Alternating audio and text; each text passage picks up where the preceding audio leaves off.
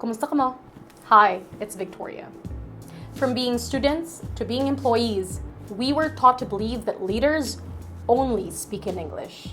In today's video, I'd like to talk about something that happens way too often that we forget to call it out, and that's the English-only policy. What it's been doing to our society, our youth, and our country, and how the majority of us find ourselves easier to communicate in English and express ourselves in English, myself included. Kapati na kamo sang English-only policy. It's a common practice in a lot of schools where they require their students to only speak English in the school premises or in a certain time of day or a certain day in a week. So usually na from 7 a.m. to 4 p.m., hindi ka pwede maghambal sang Tagalog or Ilonggo or kung ano man ang dialekto mo.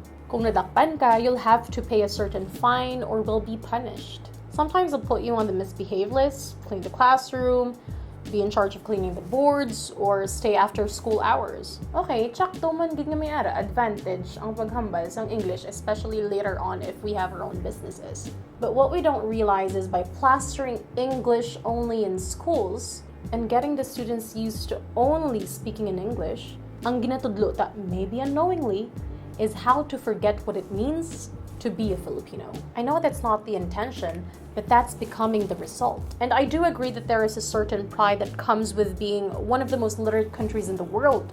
But that shouldn't be in the expense of our country and our language, di ba? Think about it. Halos kung hindi man tanan nga makita ta nga mga signages puro sa English. And that's okay. Okay, that's welcoming, that's helpful for the tourists. Pero paano naman yung ibang nga mga kababayan? Sila na naman ang ma-adjust. Get this. When you travel to other countries, they expect you to learn their language. If they can speak English, di swerte mo eh. Pero kung hindi, they won't bend over backwards just to try and explain it to you in English. Because for them, it's their country. Kung ikaw lang ang bisita, so ikaw dapat ang ma-adjust sa ila. Sa sobra ka lost in translation sang wika ta, I barely hear people speak in really straight Filipino, and that includes me. I'm also guilty of this. Not that I can't, but because of how the educational system is built. I was trained to speak more in English, therefore expressing myself better in English. It's also under the thinking that English is for leaders. And the sad truth is, this made me believe that if I spoke better in English, I'm better than everyone else. Because of the English-only policy in school, I didn't want to be fined or punished because I spoke in Ilonggo or in Tagalog. Imagine how many students that are now adults who grew up with it. Imagine how many more students are taught to forget their own language. Din ka nakakita ang imo nga pungsod ginaparusahan ang mga gahambal sang ilang wika o kung ilang dialekto. Only in the Philippines. It's so normal that on TV shows we hear them speak in Taglish and not Filipino. Pati si Manong mang tataho Taglish man, wait lang po, isang order pa? Little things that come with massive impact. As if it's not bad enough that most of us don't speak in straight Filipino, or that we don't speak English more articulately than our native tongue, ang mga kabataan subong they take pride in not knowing how to speak Filipino. Tungod ang tudlo kung sang ginikanan nila, English will take you further. So okay lang malimtan ang Ilonggo kag ang Tagalog, hindi lang malimtan ang English. And while there are merits in raising kids to speak in English in an early age, under the idea that matun-an niya man mag-Ilonggo or mag-Tagalog eventually, it's sad to think that sometimes eventually doesn't happen. These days, when you ask kids if they know how to speak Ilonggo or Tagalog, they'd say yes, they understand it, but they're not interested in learning how to speak it because they feel that it's irrelevant and that maybe they feel smarter or more important if they speak in English, just like how I felt when I was younger. That right there is the effect of the English-only policy that we had to grow up with. Raining cats and dogs outside, so it's getting difficult to record this. Rain, stop. Joke lang. Corny, blur. Kung Englishero ka, social, manggaranon, maalam, as if it's supposed to reflect your social status.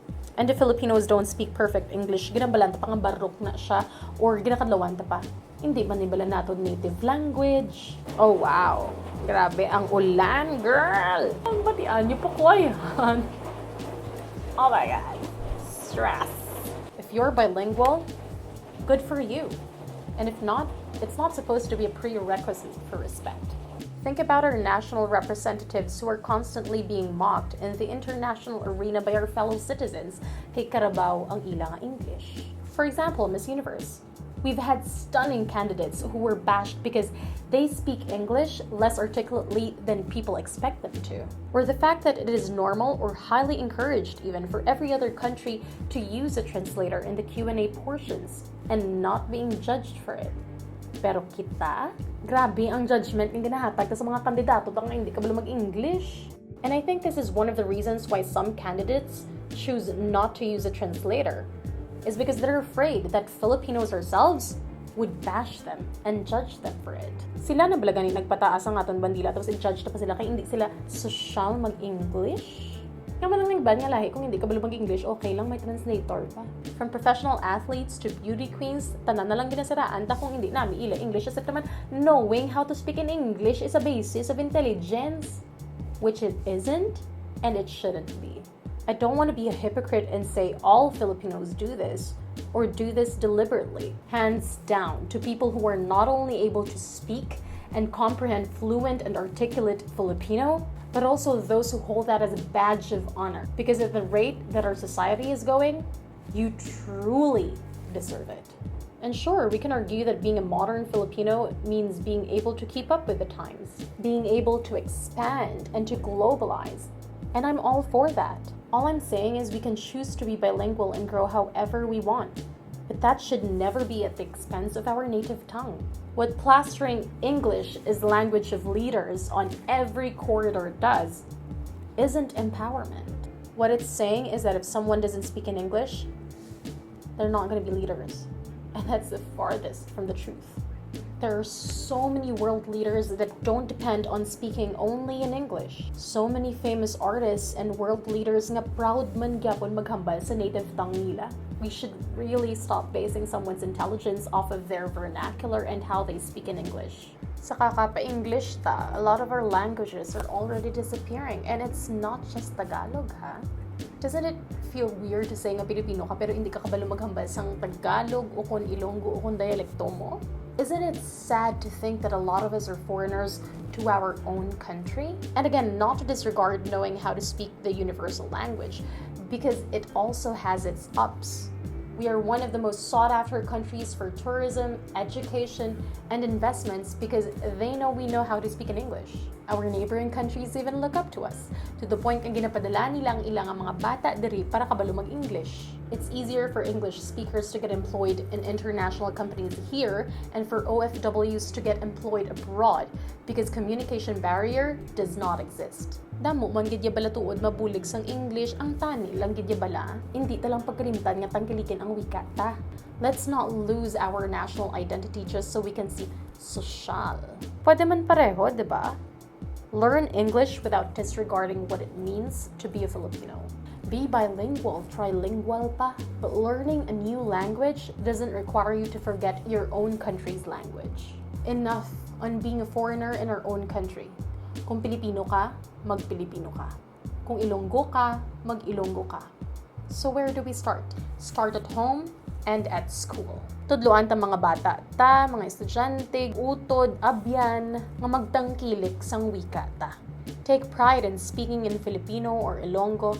Teach it, learn it, use it. Encourage your children to read books from Filipino authors who write in Filipino language or your own dialect. To schools, let us not discourage or punish the students if they speak in Tagalog or in their native tongue. Let's teach the people we're around with that intelligence has nothing to do with your preferred language, but has everything to do with your experiences, your wits, and what you know up here.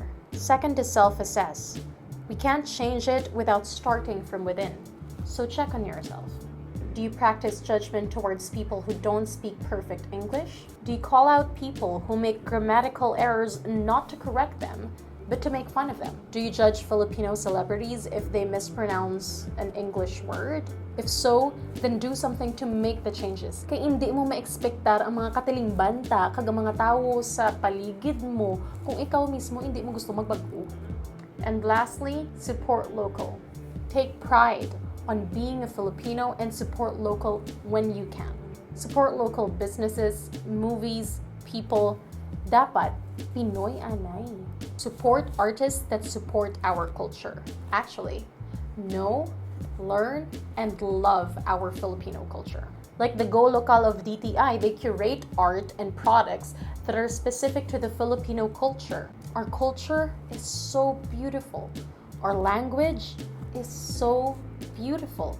If only we give ourselves a chance to learn it. Sa sunod gani nga may maghambal nga, English is the language of leaders. Remind yourself that you are more than your choice of vernacular. And remember that nationalism starts at home. So build a family nga proud maging Pinoy. Nationalism starts at school. So build citizens that are not afraid to use their native tongue. Self-assess and make sure you're not contributing to the problem. And if you are, then make those changes. And every time you can, support local. Support our artists, our businesses, our language, our culture, and most importantly, our country. Ito ang pangwalong episode ng Makeup Therapy Series. Kung gusto nyo ang content na ito, please hit the like, the share, comment your thoughts down below, and don't forget to subscribe. Paalam!